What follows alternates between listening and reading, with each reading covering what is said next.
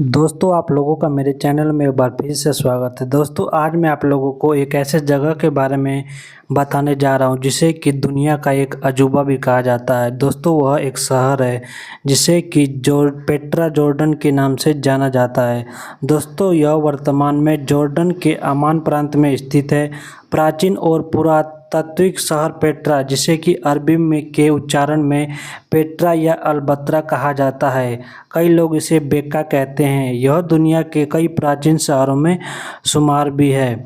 दोस्तों, पेट्रा के अगर इतिहास की बात करें तो इसकी इतिहास की शुरुआत जो है 6वीं शताब्दी से होती है, जो कि नबातियन साम्राज्य की विश्व की प्रसिद्ध राजधानी हुआ करती थी।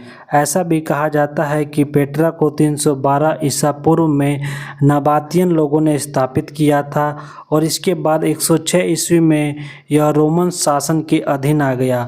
उस काल में 20,000 निवासियों के साथ नबातियन सबसे ज़्यादा आबादी वाला शहर था।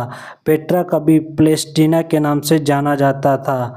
दोस्तों, अगर आप लोग ऐसी वीडियो देखना पसंद करते हैं तो हमारे चैनल को ज़रूर सब्सक्राइब कीजिए। दोस्तों, जो पेट्रा शहर है वह बिजास्टिन की प्रांत की राजधानी हुआ करती थी। पेट्रा मृत सागर और लाल सागर के बीच में स्थित है। संपूर्ण अरब और यूरोप का जगत का यह केंद्र था, जो कि सिल्क रूट पर स्थित है। पेट्रा रेशम और मसाला व्यापार रास्तों के लिए एक प्रमुख जंक्शन भी कहा जाता है। 363 ईस्वी में आए एक भूकंप से लगभग आधा शहर नष्ट हो गया था।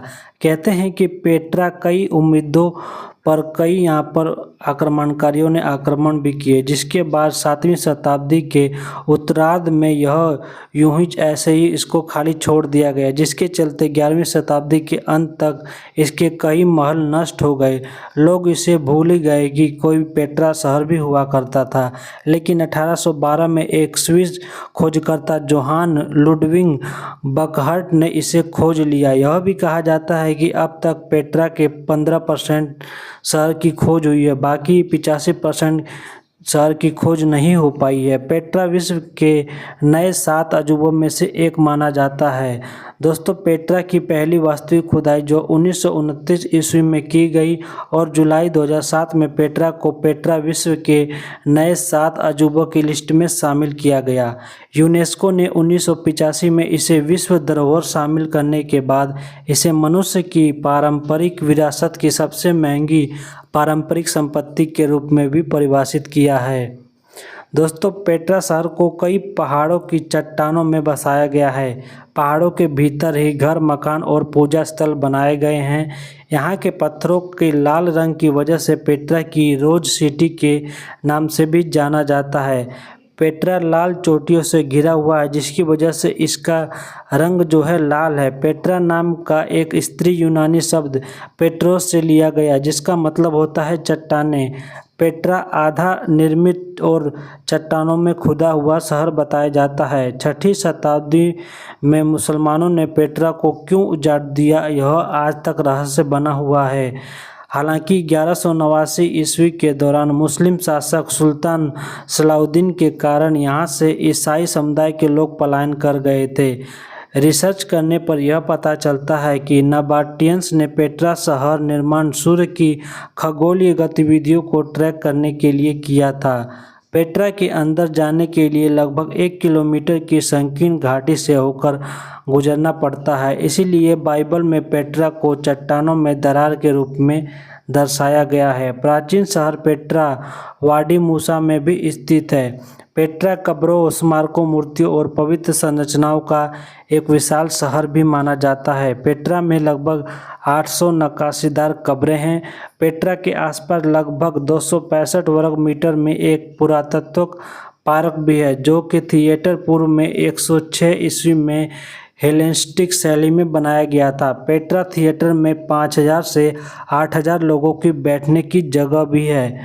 पुरातात्विक खोज करने वाले और कुरान के जानकार डैन गिब्स ने अपने एक शोध में यह सिद्ध करने का प्रयास किया कि हजरत मोहम्मद साहब का जन्म यहीं पर हुआ था। यहीं पर एक पहाड़ी में एक गुफा है जहां पर लोग आध्यात्म की तलाश में आते हैं। यहीं पर वो दो पहाड़ भी हैं जिसका जिक्र कुरान में हुआ है। गिब्सन ने उमरा अरब के प्राचीन तीर्थ, किबला और प्राचीन मस्जिदों को लेकर काफ़ी कुछ रिसर्च भी किया है। उनका यह रिसर्च काफ़ी प्रसिद्ध और विवादित भी है।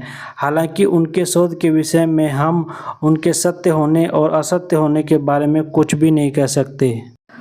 आज के समय में जो पेट्रा शहर है वह एक प्रमुख पर्यटन स्थल बन गया है। दूर दूर से लोग यहाँ पर घूमने के लिए आते हैं क्योंकि दुनिया का एक अजूबा भी इसे माना जाता है। यह एक ऐतिहासिक जगह और इसकी खूबसूरती को लोग देखकर आश्चर्यचकित हो जाते हैं। यहाँ पर होर नाम की एक पहाड़ की ढलान पर बने पेट्रा को यूनेस्को ने जहाँ विश्व धरोहर का दर्जा दिया है, तो वहीं बीबीसी ने अपनी मरने से पहले 40 देखने योग्य स्थान की सूची में इसको शामिल भी किया है। पेट्रा में जो लोग रात के समय में पर्यटन करने जाते हैं उनके लिए यहाँ पर एक विकल्प है, लेकिन इसमें केवल ट्रेजेडी से टहलकर आना शामिल होता है। यहाँ पर 500 से अधिक मोमबत्तियों के साथ जलाया जाने वाला दृश्य काफ़ी आकर्षक होता है। पेट्रा के जो खंडहर हैं वो दुनिया के सबसे फेमस पुरातात्विक स्थलों में से एक माने जाते हैं। हर साल लगभग 8 मिलियन पर्यटक जॉर्डन के इस पर्यटन स्थल पर घूमने के लिए आते हैं। इस शहर में वाहनों को ले जाना प्रतिबंधित है, लेकिन गधे, घोड़ा गाड़ी और ऊंट को यहाँ पर ले जाया जा सकता है। जॉर्डन की जो मुद्रा है दिनार है। आप यहाँ पर अमेरिकी डॉलर का भी इस्तेमाल कर सकते हैं, लेकिन हम आपको सलाह देंगे कि आपके पास दिनार भी रखें। और वहीं पर वासी मूसा में भी एटीएम मौजूद है, जो ज़्यादातर होटलों और रेस्टोरेंट में क्रेडिट कार्ड भी एक्सेप्ट किए जाते हैं, लेकिन कुछ जगहों पर आपको केवल नकद ही देने होंगे। इसलिए आपको यहाँ पर जब भी सैर करने के लिए जाते हैं तो आप यहाँ पर नकद कैश लेकर जाएं।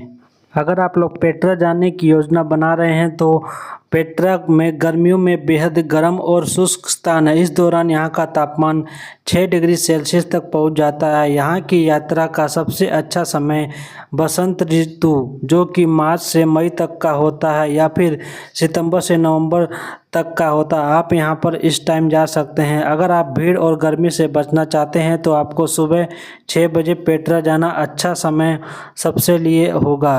पेट्रा में प्रवेश करने के लिए सबसे पहले आपको इसके करीबी शहर वाडी मूसा, जो कि मूसा घाटी के नाम से जाना जाता है, यहाँ विजिटर सेंटर प्रवेश के लिए टिकट खरीदना होगा। यहाँ से पेट्रा करीब 2 किलोमीटर की दूरी पर स्थित है। आप पथरीले पैकेज की दीवारों के साथ पेट्रा में प्रवेश कर सकते हैं, जिसको कि सिक्वी कहते हैं। आप पेट्रा के लिए या तो पैदल यात्रा कर सकते हैं या फिर विजिटर सेंटर के किराए यहाँ पर घोड़ों की मदद ले सकते हैं। यह जगह रहस्यमयी होने के कारण इसको दुनिया के 7 अजूबों में भी शामिल किया गया है।